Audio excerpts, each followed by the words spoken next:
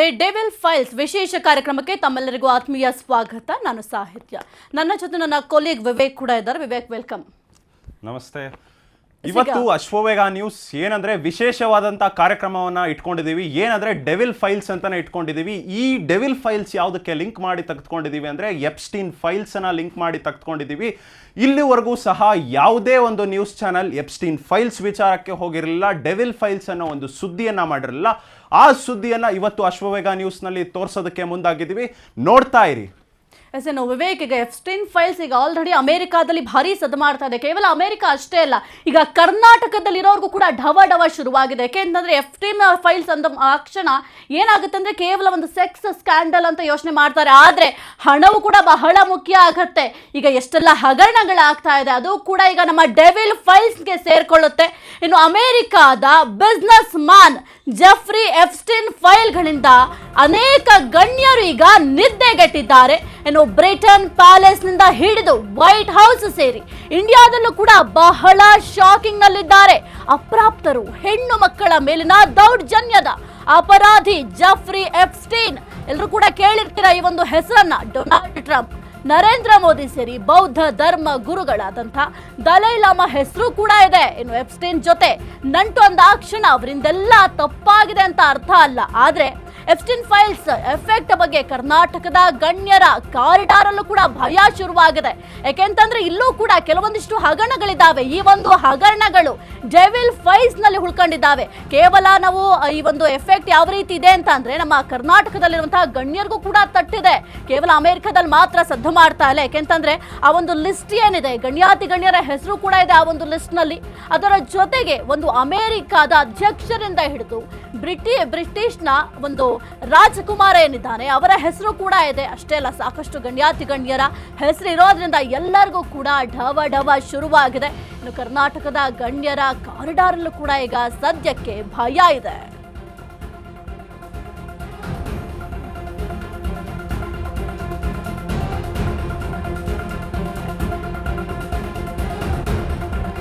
ಅಮೆರಿಕಾದ Epstein files ದೇಶ ವಿದೇಶಗಳಲ್ಲಿ ಈಗ ಶೇಕ್ ಆಗ್ತಾ ಇದೆ.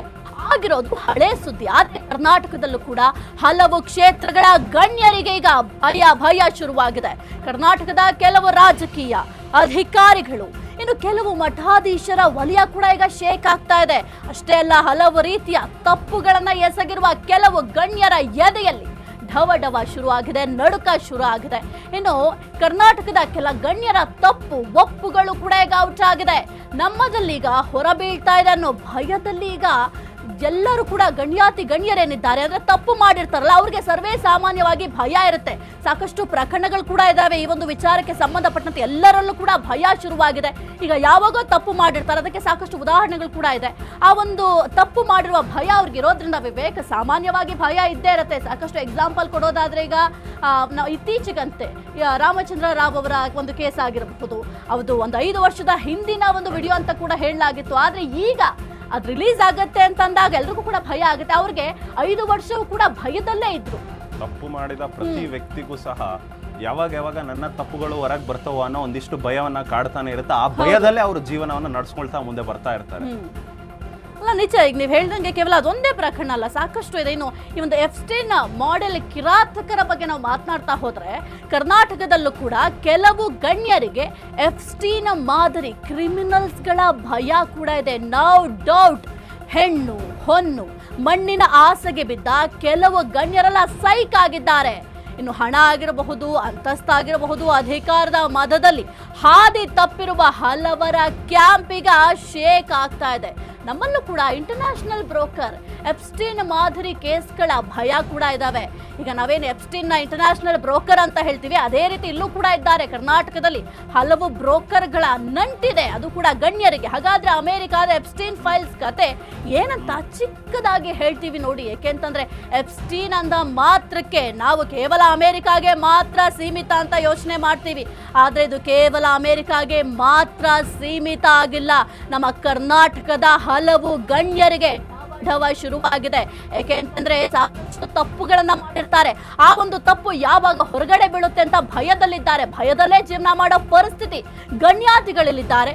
ಇನ್ನು ಎಪ್ಸ್ಟೀನ್ ಫೈಲ್ಸ್ ಕರ್ಮ ಕಾಂಡವನ್ನ ನಿಮ್ಮ ಮುಂದೆ ಇಡ್ತಾ ಇದ್ದೀವಿ. ಏಕೆಂತಂದ್ರೆ ನಿಮಗೂ ಕೂಡ ಗೊತ್ತಿದೆ ಎಷ್ಟರ ಮಟ್ಟಿಗೆ ಕರ್ಮಕಾಂಡ ಎಸಗಿದ್ರು ಅಂತ. ಅಸಂಖ್ಯಾತ ಅಪ್ರಾಪ್ತರ ಮೇಲೆ ದೌರ್ಜನ್ಯ ಮಾಡಿದ್ರು. ಅಪ್ರಾಪ್ತರಿಗೆ ಏನ್ ಗೊತ್ತಾಗುತ್ತೆ, ಏನ್ ತಿಳಿಯುತ್ತೆ? ಅಪ್ರಾಪ್ತರ ಹೆಣ್ಣು ಮಕ್ಕಳಿಗೆ ಆಸೆಗಳನ್ನ ತೋರಿಸೋದು, ಆಮಿಷವನ್ನ ಒಡ್ಡೋದು, ನಿಮ್ಗೆ ಆ ರೀತಿಯಾಗಿ ನಾನು ಮಾಡೆಲ್ ಮಾಡ್ಬಿಡ್ತೀನಿ ಅಂತ ಈ ರೀತಿಯಾಗಿ ಆಸೆಗಳನ್ನ ತೋರಿಸಿ ಅವರ ಅಸಹಾಯಕತೆಯನ್ನ ದುರ್ಬಳಕೆ ಮಾಡಿಕೊಂಡು ದೌರ್ಜನ್ಯವನ್ನ ಎಸಗ್ತಾ ಇದ್ದ ಇನ್ನು ಅಪರಾಧಿಯ ಆ ಜೆಫ್ರಿ ಎಪ್ಸ್ಟೀನ್. ಈ ರೀತಿಯ ದೌರ್ಜನ್ಯಗಳನ್ನ ಮಾಡ್ತಾ ಇದ್ದಂತನು ಅಸಂಖ್ಯಾತ ಅಪ್ರಾಪ್ತರ ಮೇಲಿನ ದೌರ್ಜನ್ಯದ ಅಪರಾಧಿ ಯಾರು ಅಂತ ಅಂದ್ರೆ ಆ ಜೆಫ್ರಿ ಎಪ್ಸ್ಟೀನ್ ಅಂತ ಹೇಳಲಾಗತ್ತೆ. ಇನ್ನು ಸಾಕಷ್ಟು ಕರ್ಮಕಾಂಡಗಳನ್ನ ಮಾಡಿದ್ದಾನೆ ಎಪ್ಸ್ಟೀನ್. ಏನು ಇದ್ದಾನೆ ಆತ, ಹಲವು ಕರ್ಮಕಾಂಡಗಳನ್ನ ಮಾಡಿದ್ದಾನೆ. ಹಲವು ಹೆಣ್ಣು ಮಕ್ಕಳ ಜೀವನವನ್ನ ಹಾಳು ಮಾಡಿದ್ದಾನೆ ಆತ. ಅಮೆರಿಕಾದ ನ್ಯೂಯಾರ್ಕ್ ನಲ್ಲಿದ್ದ ಫೈನಾನ್ಷಿಯರ್, ಒಂದು ಉತ್ತಮವಾದ ಫೈನಾನ್ಷಿಯರ್ ಅಂತ ಕೂಡ ಹೇಳಲಾಗ್ತಾ ಇತ್ತು. ಸೆಲೆಬ್ರಿಟಿ ಪಾರ್ಟಿ ಆಯೋಜಕನಾಗಿದ್ದ. ಅಷ್ಟೇ ಅಲ್ಲ, ರಾಜಕಾರಣಿಗಳಾಗಿರಬಹುದು, ಉದ್ಯಮಿಗಳು, ಸೆಲೆಬ್ರಿಟಿಗಳ ಮೋಜು ಮಸ್ತಿಗೆ ಒಂದು ದ್ವೀಪವನ್ನೇ ಸೃಷ್ಟಿ ಮಾಡಿದ್ದ ಅಂದ್ರೆ ನೀವು ನಂಬ್ತೀರಾ? ಕೆರೆಬಿಯನ್ ಸಮುದ್ರದ ಆ ಒಂದು ದ್ವೀಪ ಏನಿದೆ ಅದರ ಮೌಲ್ಯವೇ ಸುಮಾರು 500 ಕೋಟಿಗೂ ಮೀರಿದ್ದು ಅಂತ ಹೇಳಬಹುದು. ಇನ್ನು ಅಪ್ರಾಪ್ತರಾಗಿರಬಹುದು, ಮಾಡೆಲ್, ಸೆಲೆಬ್ರಿಟಿಗಳ ಸಹವಾಸವನ್ನ ಹುಟ್ಟಿಸಿದ್ದ ರಾಯಲ್ ಬ್ರೋಕರ್. ಇನ್ನು ಅಮೆರಿಕಾದಿಂದ ಹಿಡಿದು ದೇಶ ವಿದೇಶದ ರಾಜಕಾರಣಿಗಳು, ಉದ್ಯಮಿಗಳ ಜೊತೆ ಆತನಿಗೆ ಲಿಂಕ್ ಇತ್ತು. ಏಕೆಂತಂದ್ರೆ ಆತ ಕೇವಲ ಒಂದು ಇವೆಂಟ್ ಆಯೋಜಕ ಅಷ್ಟೇ ಆಗಿರ್ಲಿಲ್ಲ, ಫೈನಾನ್ಷಿಯಲಿ ಕೂಡ ಎಷ್ಟೋ ಜನಕ್ಕೆ ಸಲಹೆಗಳನ್ನ ಕೊಡ್ತಾ ಇದ್ದ. ಉತ್ತಮ ಫೈನಾನ್ಷಿಯರ್ ಕೂಡ ಅಂತ ಹೇಳಲಾಗ್ತಾ ಇತ್ತು. ಆತ ಮಾಡ್ತಾ ಇದ್ದಿದ್ದ ಕೆಲಸ ಏನು, ಒಂದು ಅಪ್ರಾಪ್ತ ಹೆಣ್ಣು ಮಕ್ಕಳನ್ನ ಬಳಕೆ ಆತನ ಮೇಲೆ ಕೇಸ್ ಕೂಡ ಆಗಿತ್ತು. ಕೇಸ್ ಆದಂತಹ ಸಂದರ್ಭದಲ್ಲಿ ಆತನನ್ನ ಅರೆಸ್ಟ್ ಕೂಡ ಮಾಡಲಾಗಿತ್ತು. ಇನ್ನು ಅರೆಸ್ಟ್ ಮಾಡಿದಂತಹ ಸಂದರ್ಭದಲ್ಲಿ ಕೆಲವೊಂದಿಷ್ಟು ಡೀಲ್ ಅನ್ನ ಮಾಡ್ಕೊತಾನೆ. ಅದನ್ನ ಸ್ವೀಟ್ ಹಾರ್ಟ್ ಡೀಲ್ಸ್ ಅಂತ ಕೂಡ ಕರೆಯಲಾಗುತ್ತೆ. 13 ತಿಂಗಳು ಜೈಲ್ನಲ್ಲಿ ಇರಬೇಕಾಗತ್ತೆ ಆತ. ಆ 13 ತಿಂಗಳು ಜೈಲ್ನಲ್ಲಿ ಅಂತ ನಾವು ಮಾತನಾಡ್ತಾ ಹೋದ್ರೆ ಅದು ಯಾವ ರೀತಿ ಇತ್ತು ಅಂತ ಅಂದ್ರೆ, ಇನ್ನು ಮಾರ್ನಿಂಗ್ ಆತ ಏನ್ ಮಾಡ್ಬೇಕು ಅಂದ್ರೆ, ಮಾರ್ನಿಂಗ್ ಯಥಾ ಪ್ರಕಾರ ಆತ ಆಫೀಸ್ಗೆ ಹೋಗಿ ಬರ್ತಾ ಇದ್ದ. ಅದಾದ ನಂತರ ಆತ ಏನ್ ಮಾಡ್ತಾ ಇದ್ದ ಅಂತ ಅಂದ್ರೆ ನೈಟ್ ಹೋಗಿ ಜೈಲ್ನಲ್ಲಿ ಇರ್ತಾ ಇದ್ದ. 13 ತಿಂಗಳು ಆತನಿಗೆ ಇದೇ ರೀತಿ ಇರ್ತಾ ಇತ್ತು. ಅದಾದ ನಂತರ ಮತ್ತೆ ಆತನನ್ನ ಅರೆಸ್ಟ್ ಮಾಡಲಾಗುತ್ತೆ 2019ರಲ್ಲಿ. ಇನ್ನು ಎಪ್ಸ್ಟೀನ್ ಫೈಲ್ಸ್ ಹಲ್ಚಲ್ ಸೃಷ್ಟಿ ಮಾಡ್ತಾ ಇದೆ. ಶಿಕ್ಷೆ ಅನುಭವಿಸ್ತಿದ್ದಾಗ 2019ರಲ್ಲಿ ಅಮೆರಿಕಾದ ಜೈಲಿನಲ್ಲಿ ಎಪ್ಸ್ಟೀನ್ ಆತ್ಮಹತ್ಯೆಯನ್ನ ಮಾಡ್ಕೊತಾರೆ. 2026ರಿಂದಲೇ ಈಗ ಎಪ್ಸ್ಟೀನ್ ಫೈಲ್ಸ್ ಬಗ್ಗೆ ಗ್ಲೋಬಲ್ ಲೆವೆಲ್ನಲ್ಲಿ ಹಲ್ಚಲ್ ಸೃಷ್ಟಿಯಾಗುತ್ತೆ. ಒತ್ತಡಕ್ಕೆ ಮಣಿದು ಎಪ್ಸ್ಟೀನ್ ಪಾರದರ್ಶಕ ಕಾಯ್ದೆ ಜಾರಿಗೆ ತಂದ ಅಮೆರಿಕ ಸಂಸತ್.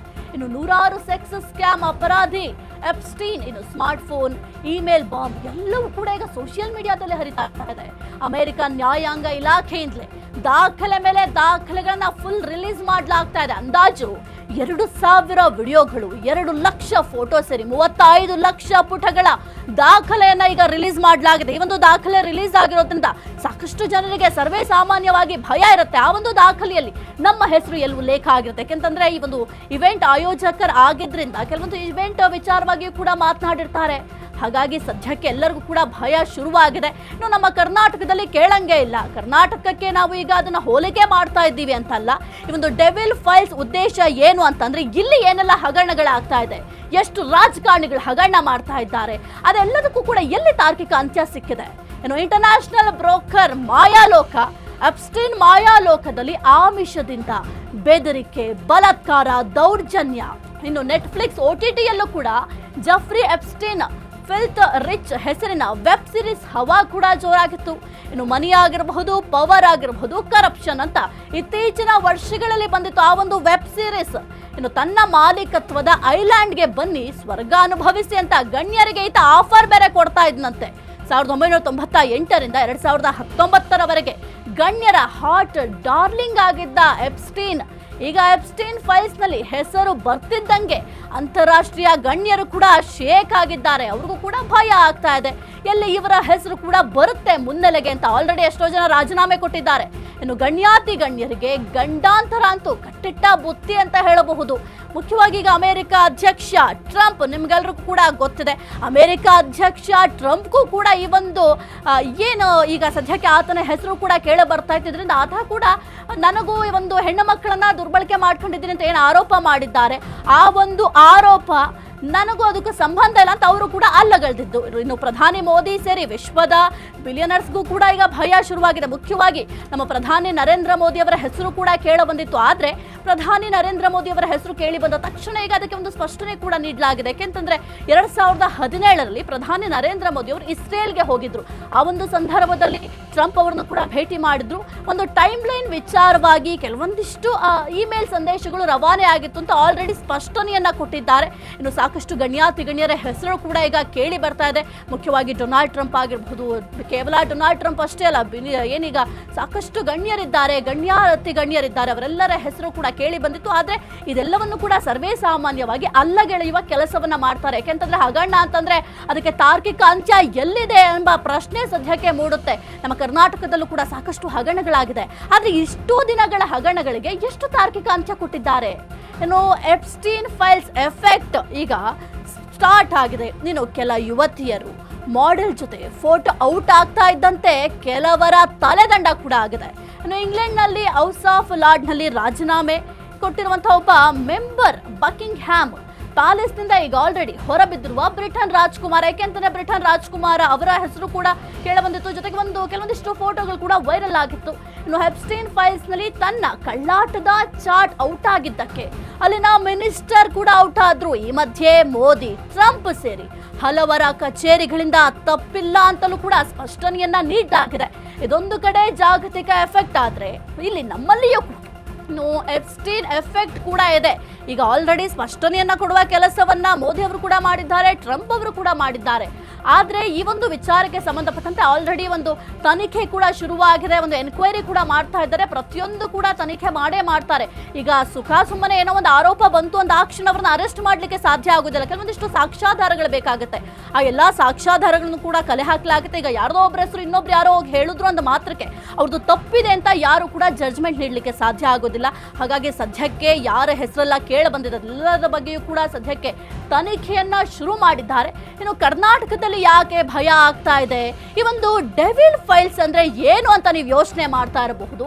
ಈ ಒಂದು ಡೆವಿಲ್ ಫೈಲ್ಸ್ ಅಂತ ಅಂದ್ರೆ ಅಂತಾರಾಷ್ಟ್ರೀಯ ಮಟ್ಟದಲ್ಲಿ ಏನ್ ಹಾದಿ ತಪ್ಪಿದ್ದಾರೆ ಗಣ್ಯರು ಅವರನ್ನ ತೋರಿಸ್ತಾ ಇದೆ ಎಪ್ಸ್ಟೀನ್ ಫೈಲ್ಸ್. ಹಾಗಾಗಿ ಆ ಒಂದು ಎಪ್ಸ್ಟೀನ್ ಫೈಲ್ಸ್ಗೂ ಈ ಒಂದು ಡೆವಿಲ್ ಫೈಲ್ಸ್ಗೂ ನಂಟಿದೆ. ಕರ್ನಾಟಕದಲ್ಲೂ ಕೂಡ ಸಾರ್ವಜನಿಕರ ಹಣದಲ್ಲಿ ಮೋಜು ಮಸ್ತಿ ಮಾಡ್ತಾ ಇದ್ದಾರೆ. ಇನ್ನು ಮಾಡ್ತಿರೋರ್ಗೆಲ್ರಿಗೂ ಕೂಡ ಈಗ ಶಾಕ್ ಎದುರಾಗಿದೆ. ಸಾರ್ವಜನಿಕರ ದುಡ್ಡಿನಲ್ಲಿ ಸಾಹುಕಾರಿಕೆ ಮಾಡುತ್ತಾ ಅಕ್ರಮ ಮಾಡ್ತಿರೋರು ಈಗ ಸೈಕ್ ಆಗ್ಬಿಟ್ಟಿದ್ದಾರೆ. ಸಹಾಯಕರನ್ನೇ ಅಸ್ತ್ರವಾಗಿ ಹೆಣ್ಣು ಹೊನ್ನು ಮಣ್ಣಿನ ಹಿಂದೆ ಬಿದ್ದವರಿಗೆಲ್ಲ ಈಗ ಭಯ ಶುರುವಾಗಿದೆ.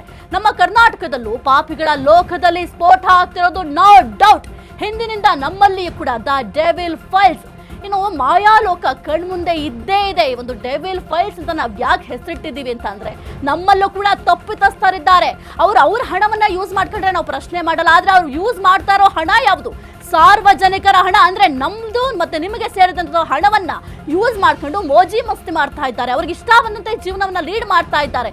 ಜನರಿಗೆ ಅನುಕೂಲವಾಗುವಂತಹ ಯಾವ ಕಾರ್ಯವನ್ನ ಮಾಡ್ತಾ ಇದ್ದಾರೆ.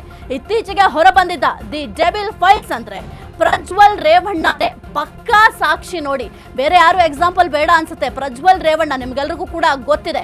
ಅವರ ಒಂದು ಕಾಮ ಕಾಂಡ ಪುರಾಣ ಯಾವ ರೀತಿ ಇತ್ತು ಅಂತ ನೀವು ಕೂಡ ಗಮನಿಸಿದ್ರಿ. ಸುಮಾರು 1,500-2,000 ವಿಡಿಯೋಗಳು ಲೀಕ್ ಆಗಿತ್ತು ಎಲೆಕ್ಷನ್ ಸಮಯದಲ್ಲಿ. ಇತ್ತೀಚಿನ ವರ್ಷದಲ್ಲಿ ವಾಲ್ಮೀಕಿ ಹಗರಣದಲ್ಲೂ ಕೂಡ ತಲೆದಂಡ ಆದ ನಾಗೇಂದ್ರ ಅವ್ರ ಕೇಸು ಕೂಡ ನಿಮಗೆ ಗೊತ್ತಿರುತ್ತೆ. ಅದು ಕೂಡ ಇದಕ್ಕೆ ಒಂದು ಬೆಸ್ಟ್ ಎಕ್ಸಾಂಪಲ್ ಅಂತ ಹೇಳಬಹುದು. ಇನ್ನು ಇತ್ತೀಚಿನ ವರ್ಷದಲ್ಲಿ ಬಹಿರಂಗವಾಗಿದ್ದ ಮುರುಘಾಸ್ವಾಮಿ ಕೇಸ್ ಕೂಡ ಇನ್ನೂ ಒಂದು ಜೀವಂತ ಸಾಕ್ಷಿ ಅಂತ ಹೇಳಬಹುದು. ಇನ್ನು ನಾವು ಸ್ವಾಮೀಜಿಗಳಂತಂದ್ರೆ ಬಹಳ ಗೌರವದಿಂದ ನೋಡ್ತೀವಿ. ಮುರುಘಾಸ್ವಾಮೀಜಿ ಅವರು ಈ ರೀತಿಯಾಗಿ ಮಾಡ್ತಾರೆ ಅಂತ ಯಾರು ಊಹೆ ಮಾಡ್ಲಿಕ್ಕೂ ಕೂಡ ಸಾಧ್ಯ ಆಗಿರಲಿಲ್ಲ. ಇನ್ನು ತೀರಾ ಇತ್ತೀಚೆಗೆ ತಲೆದಂಡವಾಗಿರುವ IPS ರಾಮಚಂದ್ರ ರಾವ್ ಪ್ರಕರಣವು ಕೂಡ ಪಕ್ಕಾ ಸಾಕ್ಷಿ. ನಾನು ಆಗ್ಲೇ ಹೇಳಿದೆ, ರಾಮಚಂದ್ರ ರಾವ್ ಪ್ರಕರಣ 5 ವರ್ಷಗಳ ಹಿಂದೆ ಆದಂತಹ ವಿಡಿಯೋ ಅಂತ ಸದ್ಯಕ್ಕೆ ಹೇಳ್ತಾ ಇದ್ದಾರೆ. 5 ವರ್ಷದ ಹಿಂದೆ ಆದ್ರೂ ಕೂಡ ಒಂದು ಯೂನಿಫಾರ್ಮ್ ಅನ್ನ ಹಾಕೊಂಡು ಅದು ಕೂಡ ಸರ್ಕಾರಿ ಕಚೇರಿಯಲ್ಲಿ ಈ ರೀತಿಯ ಕುಕೃತ್ಯವನ್ನ ಮಾಡ್ತಾರೆ ಅಂತ ಯಾರು ಕೂಡ ಊಹೆ ಮಾಡಿರಲಿಲ್ಲ. 5 ವರ್ಷದಿಂದಲೂ ಕೂಡ ಅವ್ರಿಗೂ ಕೂಡ ಭಯ ಇರುತ್ತೆ. ನಾನು ಈ ರೀತಿಯ ಕೆಲಸ ಮಾಡಿದ್ದೀನಿ, ನನ್ನ ವಿಡಿಯೋ ಯಾರಾದ್ರೂ ಲೀಕ್ ಮಾಡ್ಬಿಡ್ತಾರಾ, ಲೀಕ್ ಮಾಡಿದ್ರೆ ನಾನೇನ್ ಮಾಡ್ಬೇಕು ಅಂತ ಬಹಳ ಟೆನ್ಷನ್ ಅಲ್ಲಿ ಇದ್ದೇ ಇರ್ತಾರೆ. ತಪ್ಪು ಮಾಡಿದವ್ರಿಗೆ ಈ ಒಂದು ಟೆನ್ಷನ್ ಆಗಿರಬಹುದು, ಭಯ ಆಗಿರಬಹುದು ಇದ್ದೇ ಇರುತ್ತೆ. ಅದೇ ಒಂದು ಭಯ ತಪ್ಪಿತಸ್ಥರಲ್ಲಿ ಅಂದ್ರೆ ನಮ್ಮ ಕರ್ನಾಟಕದಲ್ಲಿರುವಂತಹ ಕೆಲವೊಂದಿಷ್ಟು ತಪ್ಪಿತಸ್ಥರಲ್ಲಿ ಈಗಲೂ ಕೂಡ ಇದೆ. ಈಗಲಾದ್ರೂ ಆ ತಪ್ಪಿತಸ್ಥರು ಎಚ್ಚೆತ್ಕೊಳ್ಬೇಕಾಗುತ್ತೆ. ಇನ್ನು ಪಾಪಿಗಳ ಲೋಕದ ವಿರಾಟ ರೂಪ ಜನಸೇವೆಯ ಜನಾರ್ದನ ಸೇವೆ ಅನ್ನೋ ಸಂವಿಧಾನದ ದಾರಿಯಲ್ಲಿ ಎಲ್ಲ ಈಗ ಅಸ್ತವ್ಯಸ್ತ ಆಗಿದೆ. ಬರೀ ರಾಜಕೀಯದಲ್ಲಿ ಮಾತ್ರ ಅಲ್ಲ, ಆಡಳಿತ ಧಾರ್ಮಿಕ ವಲಯದಲ್ಲಿಯೂ ಕೂಡ ಪಾಪ ಕೂಪ ತುಂಬಿ ತುಳುಕ್ತಾ ಇದೆ. ನೂರಾರು ಸಾವಿರಾರು ಕೋಟಿ ಹಣದ ವೈಭೋಗದಲ್ಲಿ ನಡೀತಾ ಇದೆ ಈ ಒಂದು ಅಕ್ರಮ ಅನ್ಯಾಯ. ದಾರಿ ತಪ್ಪಿದ ಧಣಿ ಬರೀ ರಾಜಕೀಯದಲ್ಲ, ಉದ್ಯಮ ಆಗಿರಬಹುದು, ಧಾರ್ಮಿಕ ಸೇರಿ ಎಲ್ಲೆಡೆಯೂ ಕೂಡ ಒಂದು ಎಪ್ಸ್ಟೀನ್ ಫೈಲ್ಸ್ ಸದ್ದಿನ ಬೆನ್ನಲ್ಲೇ ನಮ್ಮ ತಪ್ಪು ಎಲ್ಲಿ ಹೊರಬರುತ್ತೋ ಅನ್ನೋ ಭಯ ಇದೆ. ಇನ್ನು ಕೆಲ ಪಟ್ಟ ಭದ್ರ ಗುತ್ತಿಗೆದಾರರು, ಅಧಿಕಾರಿಗಳು, ಉದ್ಯಮಿಗಳು, ಕೆಲ ಮಠಾಧೀಶರಿಗೂ ಕೂಡ ಭಯ ಆಗುತ್ತೆ. ಕೇವಲ ನಾವು ರಾಜಕೀಯ ರಂಗಕ್ಕೆ ಸೇರ್ಪಡೆ ಆದಂತೆ ಕೇವಲ ರಾಜಕೀಯ ರಂಗದ ಬಗ್ಗೆ ಮಾತ್ರ ಮಾತನಾಡ್ತಾ ಇಲ್ಲ. ನೀವೆಲ್ಲೇ ಹೋಗಿ ಎಲ್ಲಾ ಕ್ಷೇತ್ರದಲ್ಲೂ ಕೂಡ ಈ ರೀತಿಯಾಗಿ ಎಪ್ಸ್ಟೀನ್ ಫೈಲ್ಸ್ ಒಂದೊಂದಾಗಿ ತೆರೆದುಕೊಳ್ಳುತ್ತೆ. ಅಷ್ಟರ ಮಟ್ಟಿಗೆ ಅಕ್ರಮಗಳನ್ನ ಎಸಗಿದ್ದಾರೆ. ಈಗಲಾದ್ರೂ ಎಚ್ಚೆತ್ಕೊಳ್ಬೇಕು, ಎಷ್ಟರ ಮಟ್ಟಿಗೆ ಅಕ್ರಮಗಳನ್ನ ಎಸಗಿದ್ದಾರೆ ಅಂತ ಅವ್ರಿಗೆ ಗೊತ್ತಿರುತ್ತೆ. ಕೇವಲ ರಾಜಕಾರಣಿ ಆಗಿರ್ಬೋದು, ಯಾವುದೇ ಪಕ್ಷವನ್ನ ಗುರಿಯಾಗಿಸ್ಕೊಂಡು ಇದನ್ನು ಹೇಳ್ತಾ ಇಲ್ಲ. ಕಾಂಗ್ರೆಸ್ ಆಗಿರ್ಬೋದು, ಬಿಜೆಪಿ ಆಗಿರ್ಬೋದು ಅಥವಾ JDS ಆಗಿರ್ಬೋದು, ಯಾವುದೇ ಪಕ್ಷವೂ ಕೂಡ ನಾವು ಉದ್ದೇಶವಾಗಿ ಇಟ್ಕೊಂಡು ಹೇಳ್ತಾ ಇಲ್ಲ. ಆದ್ರೆ ಯಾರು ಈ ರೀತಿಯ ರಾಜಕಾರಣಿಗಳಿದ್ದಾರೆ ಅಥವಾ ಯಾರು ತಪ್ಪಿತಸ್ಥರಿದ್ದಾರೆ, ಮಠಾಧೀಶರಿದ್ದಾರೆ, ಅವರೆಲ್ಲರೂ ಕೂಡ ಬುದ್ಧಿ ಕಲಿಯಬೇಕು. ಜನರ ದುಡ್ಡಲ್ಲಿ ಧಣಿಗಳ ಜಾತ್ರೆ. ತಪ್ಪಿತಸ್ಥ ರಾಜಕಾರಣಿ, ಮಠಾಧೀಶ, ಅಧಿಕಾರಿಗಳಿಗೆಲ್ಲ ಜನರ ದುಡ್ಡೇ ಅಲ್ವಾ ಬಂಡವಾಳ, ಬೇರೆಯವ್ರಿಗೆ ಏನ್ ಬಂಡವಾಳ ಇದೆ? ಜನರ ದುಡ್ಡನ್ನ ಬಂಡವಾಳ ಮಾಡ್ಕೊತಾರೆ, ಮೋಜು ಮಸ್ತಿ ಮಾಡ್ತಾರೆ. ಇದು ಬರೀ ಒಂದು ರಾಜಕೀಯ ಪಕ್ಷದ ತಪ್ಪಿತಸ್ಥ ರಾಜಕಾರಣಿಯ ಭಯಾನಕ ಸ್ಟೋರಿ ಅಲ್ಲ, ತಪ್ಪು ಮಾಡಿದ ಒಂದು ಮಠದ ಅಥವಾ ಒಬ್ಬ ಉದ್ಯಮಿಗೆ ಸಂಬಂಧಿಸಿದ ಶಾಕಿಂಗ್ ಕಥೆಯೂ ಅಲ್ಲ.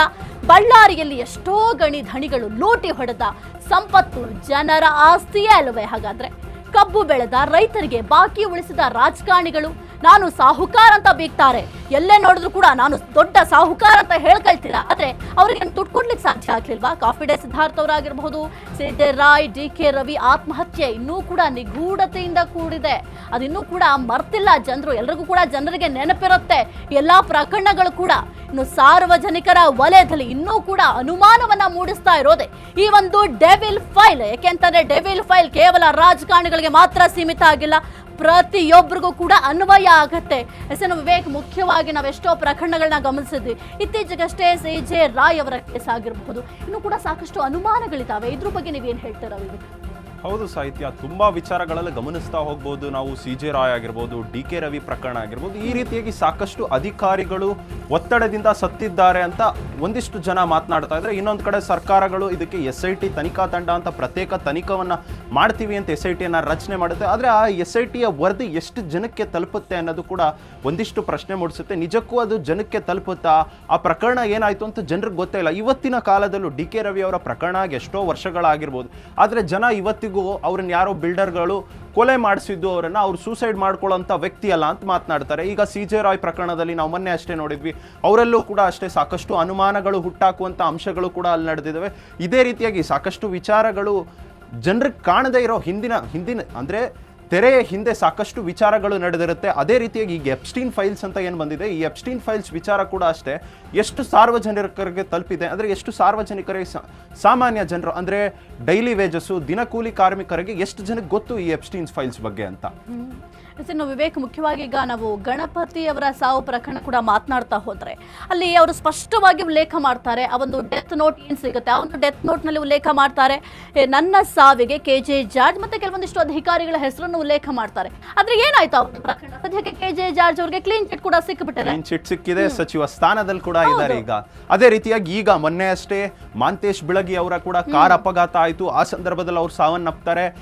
ಆ ವಿಚಾರವನ್ನು ಕೂಡ ಸಾಕಷ್ಟು ಸೋಷಿಯಲ್ ಮೀಡಿಯಾದಲ್ಲಿ ನೋಡ್ಬೋದು. ಇದು ಬೇರೆ ರೀತಿಯಾಗಿ ಚರ್ಚೆ ಆಗುತ್ತೆ. ಅವ್ರಿಗೆ ಯಾರನ್ನ ಕೊಲೆ ಮಾಡಿಸಿದ್ರ ಅನ್ನೋ ಒಂದು ಪ್ರಶ್ನೆ ಮೂಡಿಸುವಂತ ಅಂಶಗಳು ಅಲ್ಲಿ ಸೋಷಿಯಲ್ ಮೀಡಿಯಾಗಳಲ್ಲಿ ಪ್ರಶ್ನೆ ಆಗುತ್ತೆ. ಈಗ ಎಪ್ಸ್ಟೀನ್ ಫೈಲ್ಸ್ಗೂ ಕೂಡ ಅಷ್ಟೇ, ಎಪ್ಸ್ಟೀನ್ ಫೈಲ್ಸ್ಗೂ ಕೂಡ ಅಷ್ಟೇ ದೊಡ್ಡ ದೊಡ್ಡ ವ್ಯಕ್ತಿಗಳು ಯಾರು ಕೂಡ ಅದನ್ನ ಬಹಿರಂಗವಾಗಿ ಮಾತನಾಡಿಲ್ಲ. ಅವ್ರು ಅದರಲ್ಲಿ ಇನ್ವಾಲ್ವ್ ಆಗಿದ್ದಾರೋ ಎಲ್ಲೋ ಅನ್ನೋ ಒಂದಿಷ್ಟು ಭಯದಲ್ಲೇ ಅವರಿದ್ರೆ ಈಗ ಸೋಷಿಯಲ್ ಮೀಡಿಯಾದಲ್ಲೇ ಅದು ಸದ್ದು ಮಾಡ್ತಾ ಇರೋದು ಎಪ್ಸ್ಟೀನ್ ಫೈಲ್ಸ್. ಇತ್ತೀಚಿನ ದಿನಗಳಲ್ಲಿ ಯಾವ ರೀತಿಯಾಗಿ ಆಗಿದೆ ಅಂದರೆ, ಸಾರ್ವಜನಿಕರಿಗೆ ಕೆಲವೊಂದು ವಿಚಾರಗಳು ಅಂದರೆ ದೊಡ್ಡ ನಾಯಕರಾಗಿರ್ಬೋದು, ರಾಜಕಾರಣಿಗಳಾಗಿರ್ಬೋದು, ದೊಡ್ಡ ದೊಡ್ಡ ಕಾರ್ಪೊರೇಟ್ ಲೆವೆಲಲ್ಲಿ ಇರ್ತಕ್ಕಂಥವ್ರಾಗಿರ್ಬೋದು, ಅವರೆಲ್ಲರೂ ಕೂಡ ಏನಾದರೂ ಒಂದು ವಿಚಾರಗಳನ್ನು ಜನರಿಗೆ ತಲುಪಿಸೋದಕ್ಕಿಂತ ನಾವು ಹೈಡ್ ಮಾಡೋಣ ಅಂತ ಮುಂದಾಗಿದ್ರು ಕೂಡ ಈ ಥರ ಒಂದು ಸೋಷಿಯಲ್ ಮೀಡಿಯಾ ಮೂಲಕ ಎಲ್ಲವೂ ಕೂಡ ಈಗ ಬಹಿರಂಗ ಪಡ್ತಾ ಇದೆ. ಎಪ್ಸ್ಟೀನ್ ಫೈಲ್ಸ್ ಮೂಲಕ ಈಗ ಸಾಕಷ್ಟು ಬಹಿರಂಗ ಪಟ್ಟಿದೆ. ಅದೇ ರೀತಿಯಾಗಿ ನಮ್ಮ ಕರ್ನಾಟಕದಲ್ಲೂ ಕೂಡ ಈ ಡೆವಿಲ್ ಫೈಲ್ಸ್ನಲ್ಲಿ ಯಾರ್ಯಾರು ಇದ್ದಾರೆ ಅಂತ ನಮಗೂ ಕೂಡ ಗೊತ್ತಿಲ್ಲ. ಸಾಕಷ್ಟು ಕ್ಲೂ ಅನ್ನು ಕೂಡ ನಾವು ಜನರಿಗೆ ಕೊಟ್ಟಿದ್ದೀವಿ. ಜೊತೆಗೆ ಈಗಾಗಲೇ ಜನರು ಕೂಡ ಈಗ ಮುಂಚೆ ಥರ ಇಲ್ಲ, ಎಲ್ಲ ವಿಚಾರಗಳನ್ನು ಕೂಡ ಅಳೆದು ತೂಗಿ ಅವರು ಕೂಡ ಅನಲೈಸ್ ಮಾಡ್ತಾರೆ, ಜೊತೆಗೆ ರಿಸರ್ಚ್ ಮಾಡ್ತಾರೆ. ಒಂದು ಸಾಮಾನ್ಯ ವ್ಯಕ್ತಿಗಳನ್ನ ನಾವು ನೋಡ್ಬೋದು, ಎಷ್ಟೋ ಜನ ಸಣ್ಣ ಸಣ್ಣ ವಿಚಾರಗಳನ್ನೇ ಇಟ್ಕೊಂಡು ಯೂಟ್ಯೂಬ್ ಚಾನಲ್ಸ್ ಆಗಿರ್ಬೋದು, ಸೋಷಿಯಲ್ ಮೀಡಿಯಾಗಳಲ್ಲಿ ಅಪ್ಲೋಡ್ ಮಾಡೋದಾಗಿರ್ಬೋದು, ಅವರೆಲ್ಲ ಹಾಕಿ ಜನರಿಗೆ ಸಾಕಷ್ಟು ಮಾಹಿತಿಗಳನ್ನು ಹಂಚ್ಕೋತಿದ್ದಾರೆ. ಅದು ತಪ್ಪೋ ಸರಿನೋ, ಆದರೆ ಅದನ್ನು ತೆಗೆದುಕೊಳ್ಳುವಾಗ ಅನಲೈಸ್ ಮಾಡಿ. ಈ ವಿಚಾರದಲ್ಲೂ ಕೂಡ ಅಷ್ಟೇ, ಈ ಡೆವಿಲ್ ಫೈಲ್ಸ್ನಲ್ಲಿ ಯಾರ್ಯಾರಿದ್ದಾರೆ ನಮಗೂ ಕೂಡ ಗೊತ್ತಿಲ್ಲ, ಆದರೆ ನಿಮಗೂ ಕೂಡ ಗೊತ್ತಿಲ್ಲ.